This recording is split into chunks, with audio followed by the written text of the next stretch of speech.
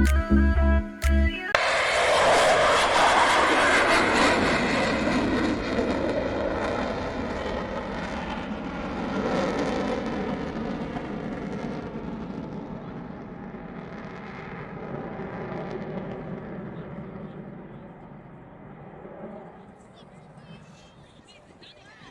if that doesn't send a tingle down your spine, nothing will. That, of course, is the fabulous Avro Vulcan. And you can tell your grandchildren you've heard the Vulcan howl, the sound of those wonderful Rolls-Royce Olympus engines, 16,500 pounds of static thrust from each of them.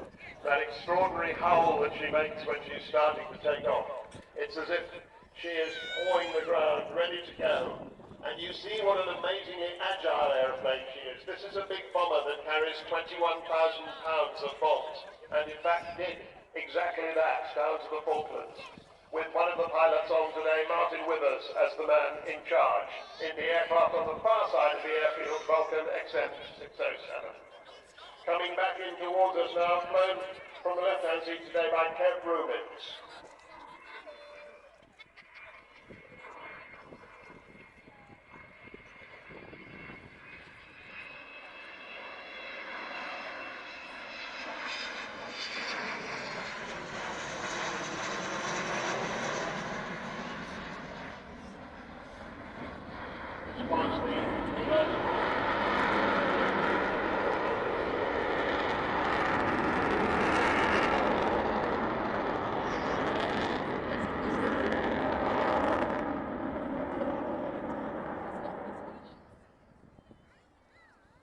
This aeroplane, XH558, flew here at Waddington on 101, 44 and 50 squadrons. They were all Waddington squadrons.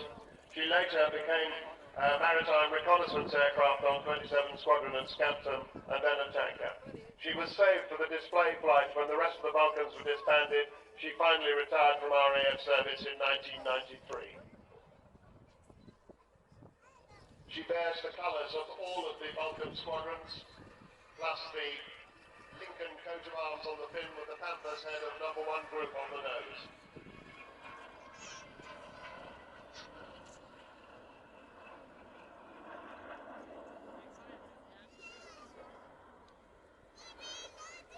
After the Royal Air Force tossed her onto the scrap heap in 1993, one Dr. Robert Fleming felt that the RAF should preserve her, but they didn't. And the end result was the Vulcan to the Sky Trust and the start of a unique campaign to get her back into the air. A campaign that lived on a knife edge since its earliest days. And there have indeed been many near disasters, financially speaking, but always she seems to come through. She costs £2 million a year to run this aircraft. That's about £38,500 every week. That has to be raised. She's not paid for in any way by the taxpayer, the Royal Air Force or the government. She is entirely funded by help from industry and the great British people. So more about how you can help in a moment, but let's keep our eyes on the display, because as she comes round this time, I think we'll see the bomb doors open, and inside the bomb bay that carried 21,000 pounds of bombs, there are now the names of people who've contributed and who've paid to have their names inside that enormous bomb bay.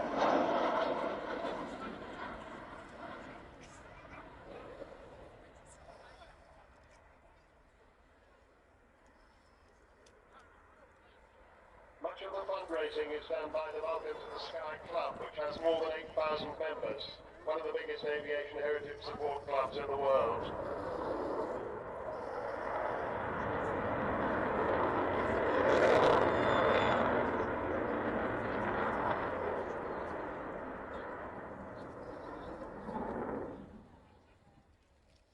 So she does continue to need everybody's help. I'll tell you more about how you can provide that. Just a word about who's flying her today. Kev Rubins is the man, the captain in the left-hand seat. Martin Withers, he's in the right-hand seat, he's the co-captain, and he's the man who flew that other Vulcan on the other side of the airfield down to the Falkland Islands. Phil Davis is the air electronics officer, and he's the third member of the crew, and he is a man who works for Selex Galileo, and they've been enormously helpful to this whole project, so we're particularly grateful to them.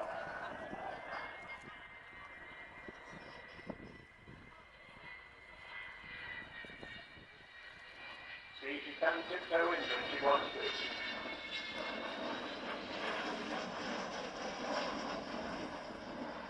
The Americans used to call her the aluminum overcast because when she flies over the sky guy, that's not all. And we'll just wait for Kev to come in before I tell you a couple of other things you must be doing.